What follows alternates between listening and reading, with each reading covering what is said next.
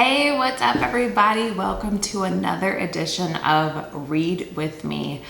I am your host, Kelly Michelle. This is a channel that focuses on reading together separately. So I choose a book. We will read that book throughout the month, and then I will share my thoughts and takeaways and reflections from the chapter or chapters that we read together every Monday, Wednesday, and Friday. Our goal is to finish one book per month, 12 books per year. So we are halfway through the year. We have read books January through June, and now today we are kicking off our book for July. And our book for July is Lean In by Sheryl Sandberg. And today I will be reviewing chapter 1. Now, before I get started, I want to share this small disclaimer. I am in no way trying to present these ideas and concepts as my own. I am simply just sharing with you my thoughts and takeaways from the chapter that we read together to encourage you to read yourself. So, I just kind of want to give you just an overview of the structure of this book because we are starting this book today. This book is divided into 11 chapters, and so as I mentioned, we are going over chapter 1. Chapter 1 is titled The Leadership Ambition Gap. What would you do if you weren't afraid? And so a little bit of background about Sheryl Sandberg. She has worked, and just real quickly, this book was written in 2013, so I'm not sure what her career path is as of today, but when she was writing this book, she was an executive at Facebook and also has had some high-powered jobs in various industries and other well-known companies such as Google. So she is writing this book in the lens of being an executive at this point in time in 2013 when this book was published. And again, I'm going to go over chapter 1, The Leadership Ambition Gap. What would you do if you weren't afraid? And here are my takeaways. For women, raise your hand and speak when called on behaviors might be rewarded in school, but they are not rewarded and they are less valued in the workplace. Number 2, men are applauded for being ambitious, powerful, and successful, but when women show the same traits, they often pay a societal penalty.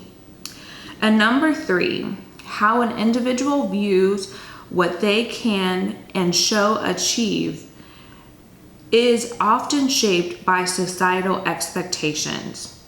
Let me read that again. How an individual views what they can and how they're able to achieve is often shaped by societal expectations. Number 4, fear is the root of so many barriers that women face.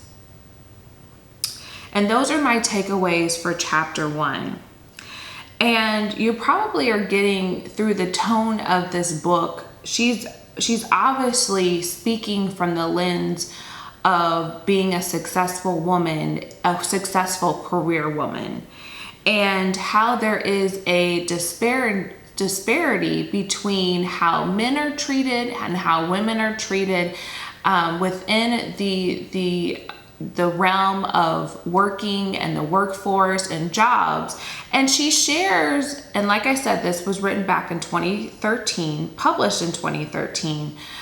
She shares a lot of statistics that support the findings about how men and women are treated in the workforce, how men are treated in school versus how women are treated, how women are perceived and what they from a very young age, and how we are talked to by our mothers and our fathers, how we are pushed into certain career goals or lack of career areas, and all these things. She talks about that. So I really want to encourage you to dive into chapter 1 to really read about all the statistics and supporting evidence to some of the statements that I read. But I want to really focus on number 4, which is fear is the root of so many barriers that women face. And I believe that statement to be true. And fear, false evidence appearing real, is believing that we aren't qualified to do a lot of things. And she talks about there's so many different barriers, but the root of it is really fear. The fear of not succeeding, and it's also the fear of succeeding and how you're perceived, and knowing that you're competent and that you have the skill set. And there's so many barriers that women face in society when it comes to achieving different goals in the business realm. And so again, I encourage you to read chapter 1 so that you can really understand the different statistics and where she's coming from as she's talking about the things that she experienced as a woman achieving in this male-dominated, especially in the C-suite, a male-dominated area. So those are my thoughts for chapter 1. Next time, we will be going over chapter 2.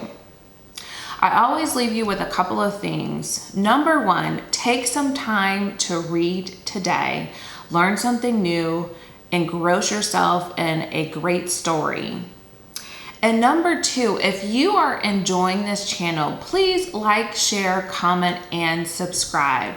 I really want this virtual book club to grow, but I need your help. I need you to subscribe and to share with your friends and family if they are avid readers, or if someone wants to join just a book club to start reading. It's a great skill to have. It'll really sharpen your mind. You will learn something new, or you will enjoy a great story. Thank you so very much for joining me today. And until next time, happy reading.